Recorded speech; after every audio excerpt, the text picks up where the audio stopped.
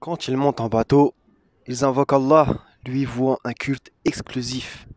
Puis, lorsqu'il les a ramenés sur la terre ferme, voilà qu'il lui donne des associés. Salam les frères et sœurs, vous allez bien?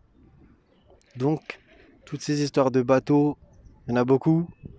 Donc, Jonas, quand il s'est enfui à Tarsis, qu'il a pris le bateau, il y a eu la grande tempête, le tirage au sort, jeté à l'eau, récupéré par le grand poisson, rejeté sur la terre ferme, puis il a été à Ninive et il a eu, par la grâce du Seigneur, une victoire, on va dire, éclatante dans un sens, puisque le peuple de Ninive s'est repenti avec le jeûne qu'ils ont fait. Voilà. Jonas dans le ventre du poisson.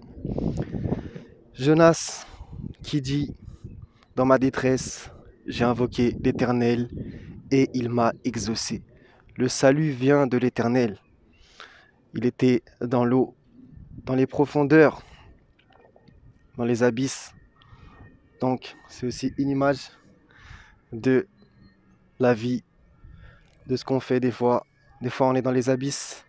Donc, tu peux être aussi sur le bateau, dans cette dunya, une grande tempête.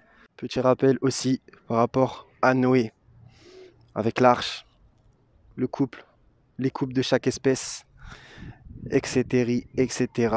Que sa course et son mouillage soient au nom d'Allah.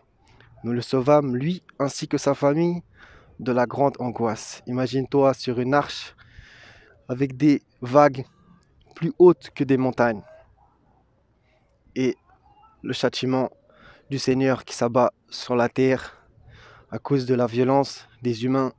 Noé, lui, qui était intègre, droit, qui marchait avec Dieu. Voilà aussi une leçon. Donc toutes ces histoires de bateaux, il y en a beaucoup. Voilà les frères et sœurs. Le salut vient de l'Éternel, comme l'a dit Jonas. À la prochaine, Inch'Allah. Salam.